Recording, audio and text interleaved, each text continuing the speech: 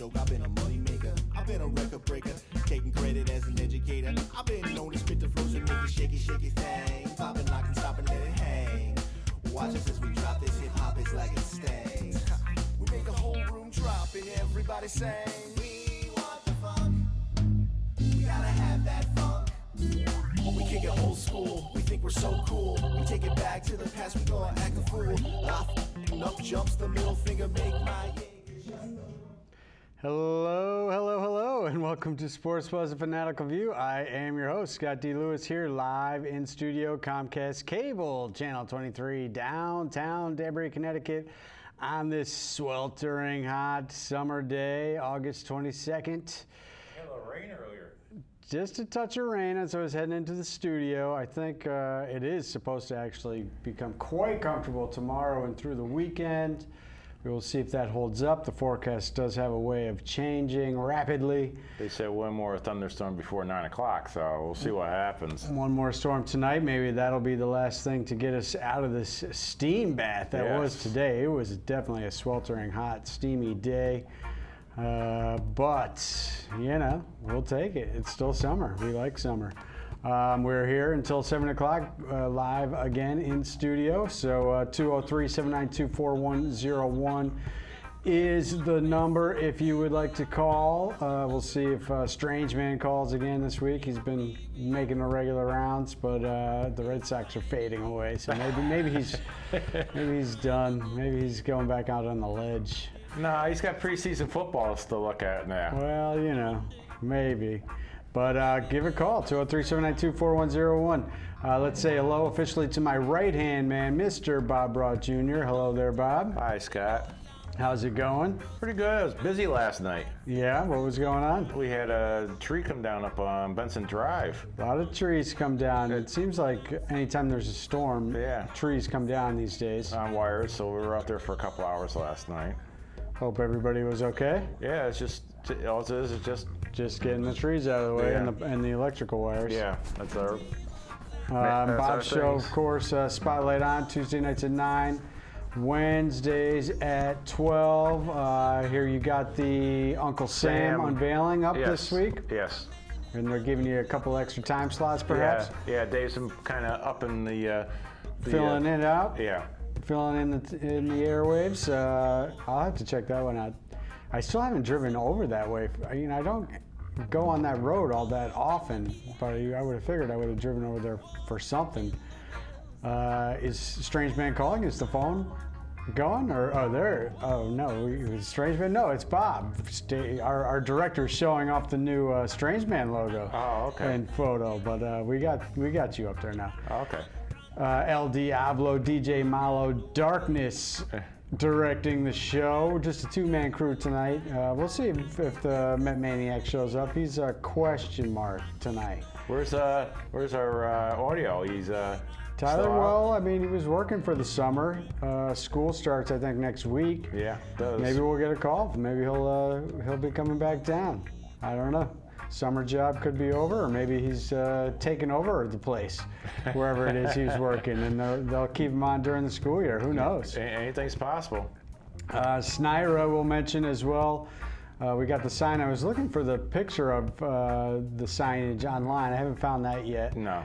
But October 13th at the Vespucci Lodge, food, beverage, and all the race car memorabilia, Southern New York Racing Association. Stuff going on, and of course Dave King singing. Yes. And what do you got? I do the color guard. Guard. And plus we got our stuff that we sell. Right. So Bob's DVDs down there of the as well. race arena and Danbury Fair and all the other good stuff from Danbury. So a couple good events going on around this weekend. Music Fest, Oddstock up in New Milford, which is a charity event. Right. I'm not sure what that charity is for, but actually a friend of mine's band is playing in it, not Fatty Roots, but I have another friend who's got a startup band. They've been going for about 6 months, Grooved Pavement, a little acoustic quartet, mostly Grateful Dead type stuff. Good, I've seen them play, they're getting better and better. They're playing tomorrow at 4 at Oddstock, but that runs all weekend, and Porch Fest is bound to be a great event. That's in Black Rock up in Bridgeport. Right.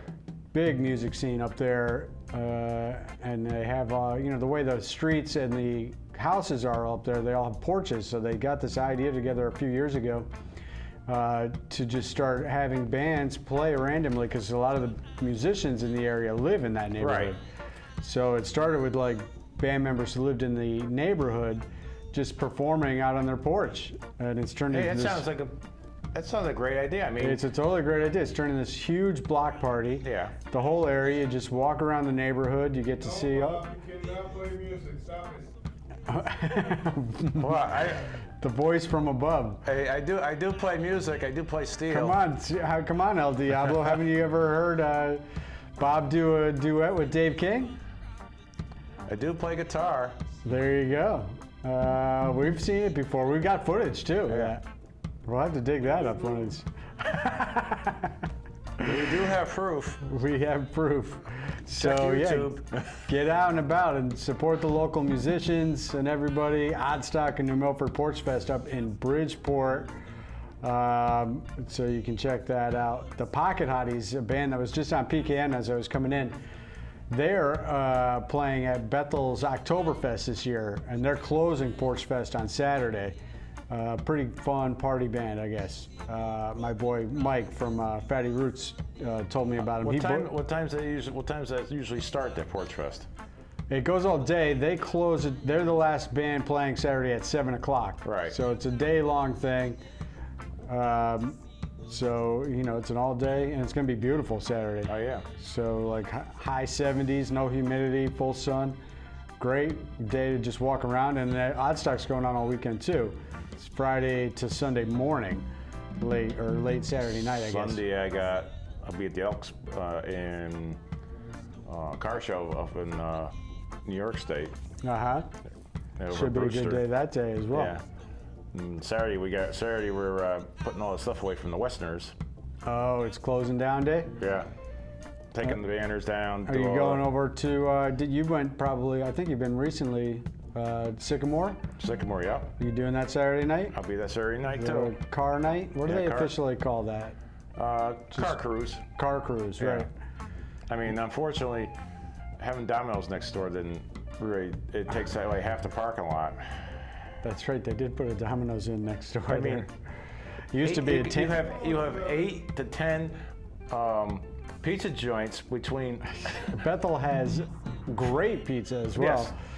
So many like mom and pop pizza joints. Right. Why does Domino's think they need to have a place in Bethel? I have no idea. There is literally at least 8. And from where the Sycamore is, before the Sycamore, Yeah, all the way up yeah. to P.T. Barnum, Yeah. there's.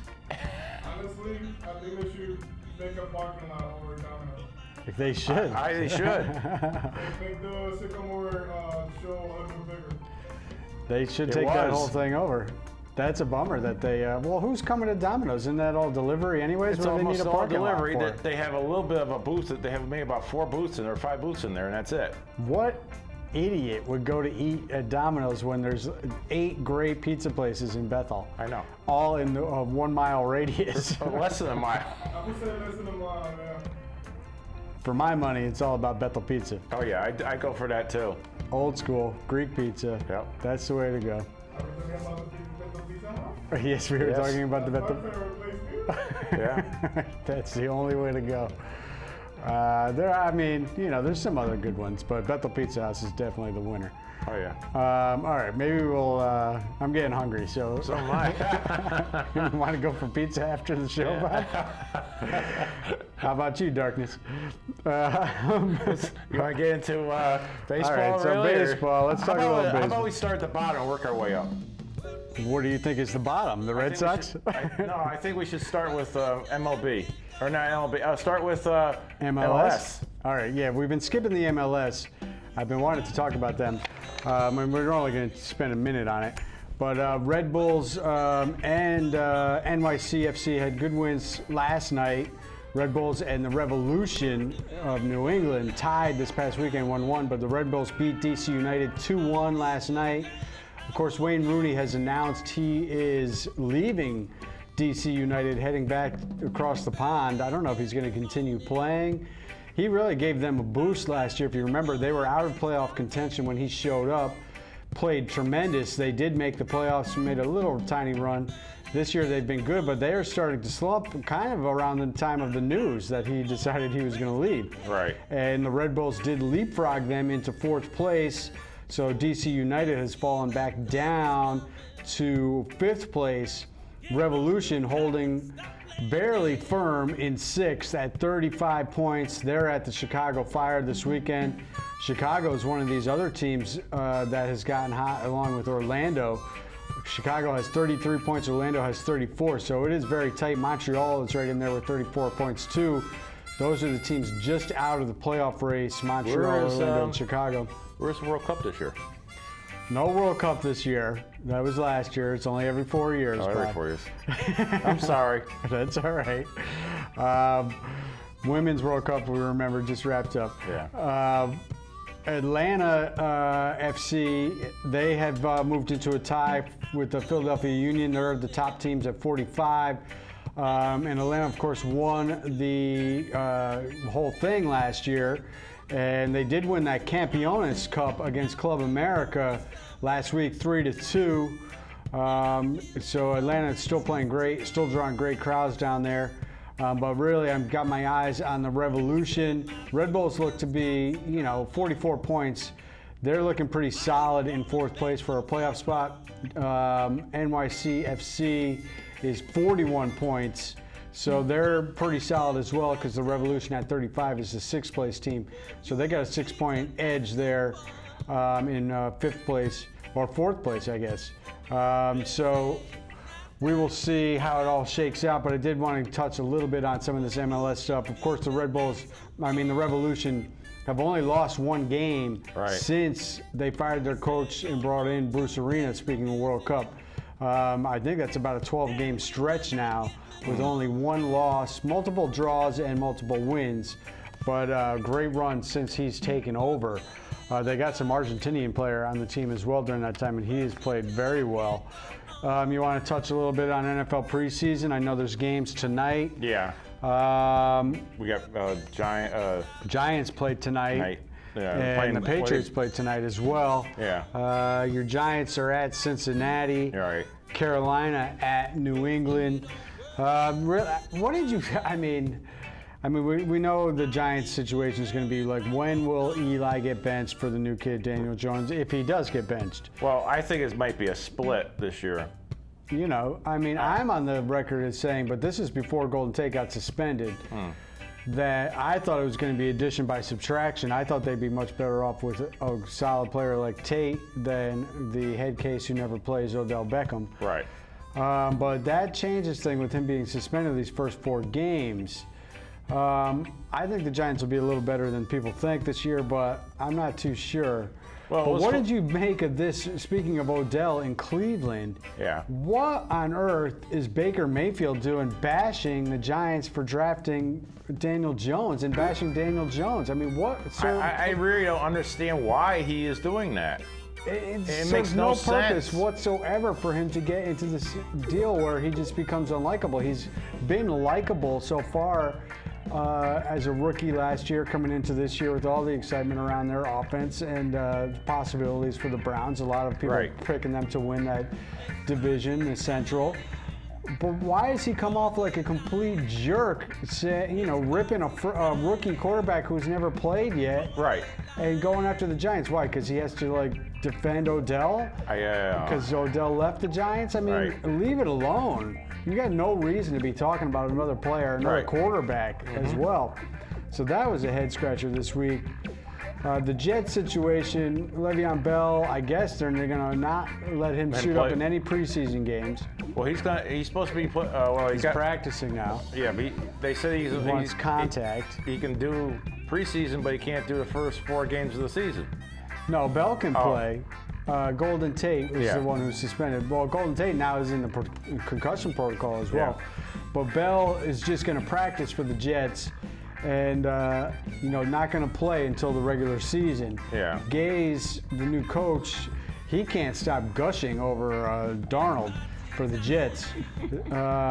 We'll see how that plays out, too. Jets getting a lot of that hype. And the Patriots, the big news was that Josh Gordon got reinstated by the NFL. Right. They also brought in Demaryius Thomas, who, had an injury-plagued season last year, hasn't been that great the last 2 years after, Peyton Manning retired basically for the Broncos, and they had quarterback turnover out there in Denver. He ended up being traded to Houston last year, but he was injured. Right.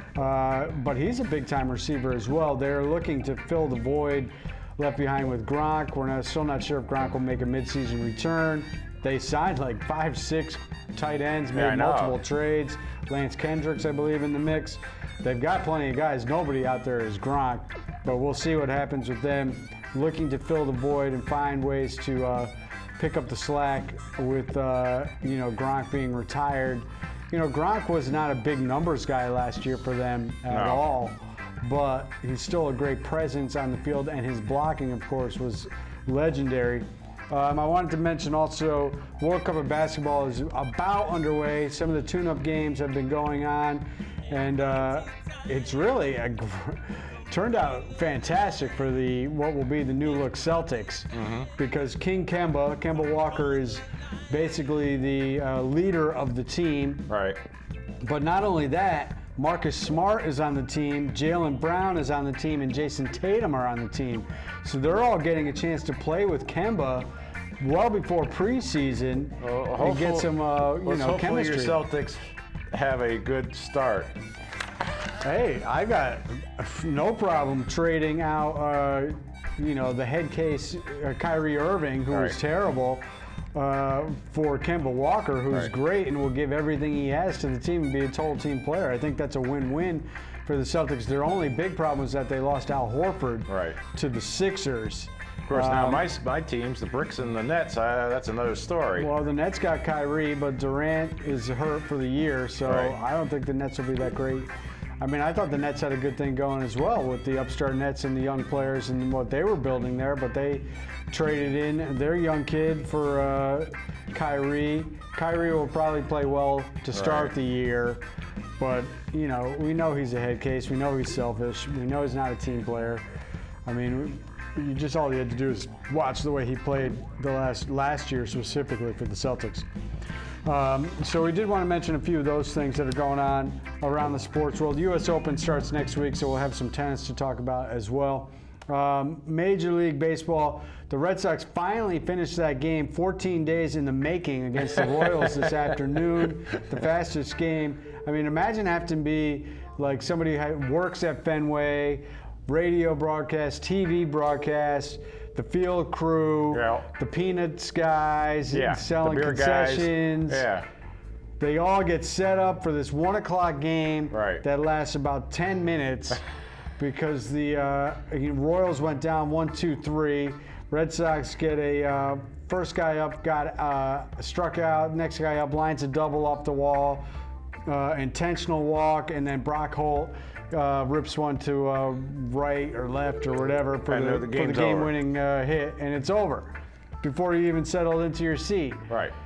Ridiculous that they had to come back and play this game 14 days later, especially since it's not going to matter because I don't think the Red Sox are going to be able to make the playoffs. Are we already at the 10-minute mark? Are we at 10 minutes? Wow, we really talked about food and other things for a while, huh? We wasted some time. Are we at 10 minutes? So they did win that game. They needed to win that game badly, 68-61. Yeah. They're still behind the Rays. Red Sox 7 games over 500. Alex Cora, of course, waving his hand there. He should have been waving his hand at himself last night for the pinch hitting decision he made in the 8th inning, down 2 with 2 men on. He goes to this recent call-up who's batting 150. And worse than that against lefties, he struck out for the 32nd time in 52 at-bats on the season. Why he did that, no one will know. Ended the possible threat to tie up the Phillies. They lose the 2-game series against the Phillies. So they're still way behind the Rays and the A's. Both those teams 20 games over 500. Oakland has been taking care of business late on the West Coast against the Yankees the last couple of days. And also Oakland took 3 out of 4 against the Astros. So if the Red Sox were looking to catch up ground with the Oakland playing 2 of the top teams, the Astros and the Yankees, They haven't done that as they have won 5 out of 7 so far in these series against those two teams. So not gaining any ground on Oakland. The Rays also continuing to play well, not gaining any ground on them. I said a couple weeks ago, if Boston was smart, they would shut down basically the team, and they came up with a cyst on David Price's wrist, so he's been shut down. Now they got the elbow inflammation on Chris Sale's elbow, so he's shut down. Price, I guess, is coming back. Sale is probably done for the year. I just hope you don't have to have Tommy John. Doesn't have to have Tommy John surgery. I think both these injuries are basically made up. So we'll see how that plays out for next year. I think it's a smart thing to do. You know, they won the World Series last year. They're not going to make the playoffs this year. It's disappointing, but it is what it is. You know, it's just not happening. No. And other teams are playing well. On average, it would take 88 wins to get that second wild card. This year, I mean, it's going to take 98 probably. So, I mean, hats off to the Rays and the A's for being 20 games over 500. The Red Sox, as defending champions, don't want to limp in anyways as a mediocre team, getting that one-game playoff at, 8 games, 6 games, 10 games over 500 or something like that. That's not what they're about. So, the heck with it. These are the numbers that you need to see, though. 33 and 34 at home, below 500 at home. Wow. Unbelievable at this late juncture in the season. 23 and 37 against teams with winning records. Oof. Ugly. No, they're above 500 on the road. Yeah. They are 34 and 27, one of the better records in baseball on the road. Tampa, 40 and 23 on the road. And 3 and 7 in interleague play, which isn't a huge number. Right. But still, they were, and that's only so far. Last year and the year before, 16 and 4 both years in interleague plays. Wow. And they overall have a tremendous interleague record since its inception. So they're not playing well interleague-wise. Can't play against winning teams with winning records. That's why last week taking 2 out of 3 against Cleveland was surprising. And not making hay at home. Below 500 at home at Fenway Park. I mean, come on. Yeah. Ridiculous. And 23 blown saves. Just to throw that in there. What they got for this? Well, who they play for next couple? They're at San Diego and they're at Anaheim. So thankfully for us Red Sox fans back east, we can go to bed around 10 o'clock, turn the phone off, not get the updates, wake up in the morning and see what happened. Not have to worry about, the whole thing and what's going on there. All right, your Mets, Bob. Red hot. Totally. 2 walk-off wins in a row against the Indians.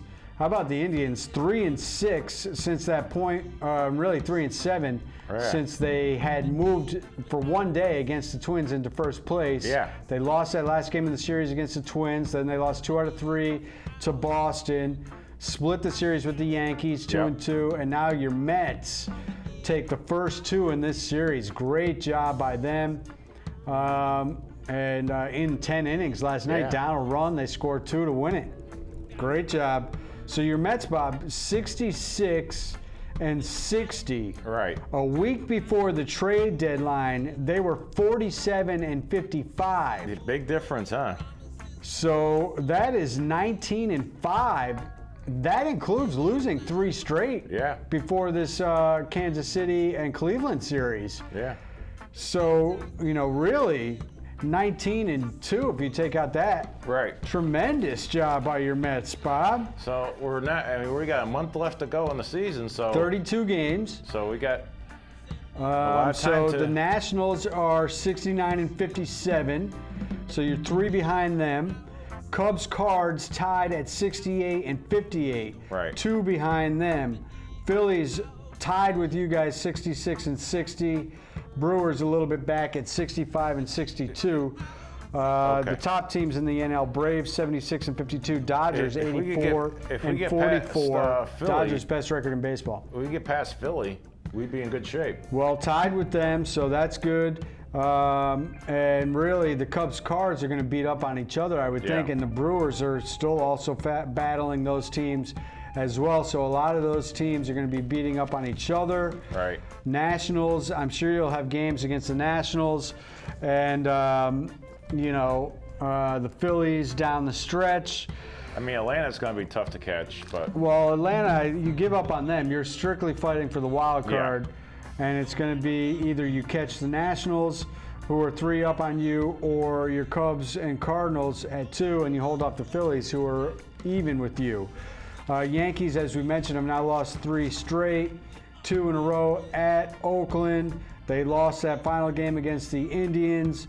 They are 83-45. They finished that series with Oakland, then they head to LA. Yeah. So Dodgers the battle are of the red 2 hot teams with the still. best records. Dodgers are back, playing well, 84-44. Yankees 83-45. They lost the last 2 nights in a row, 6-4, 6-2 to Oakland. They lost that last game to Cleveland, 8-4. Starting pitching is always going to be a question for the Yankees no matter what. They can't make any moves to change that. Luis Severino, I guess, could maybe change that if he comes back after missing the entire season. You're going to count on that? I don't think so. They gave up 19 runs in that opener against Cleveland the other night. Yeah. So the Twins did, after falling a half game behind Cleveland, have righted their ship. They're 77-50. Cleveland 74-53 after this bad week and a half. So Twins back 3 up in the Central on Cleveland. Astros 81-47. So they're only 2 behind the Yankees for home field throughout, and the best record in the American League. So you got to keep your eye on that, and that's with the Astros losing 3 out of 4 to Oakland. That was not good for Houston to do that. So there's a lot of teams in the mix, and it's going to come down to it. It'll last. I mean, it's going to be 32 games and probably 34, 35 days here till the end of the season. In the AL, it's top heavy with only 7 teams above 500, 8 teams below. In the NL, 9 above, and the Giants are only 1 below. So really, 10 teams at 500 or above and 5 below.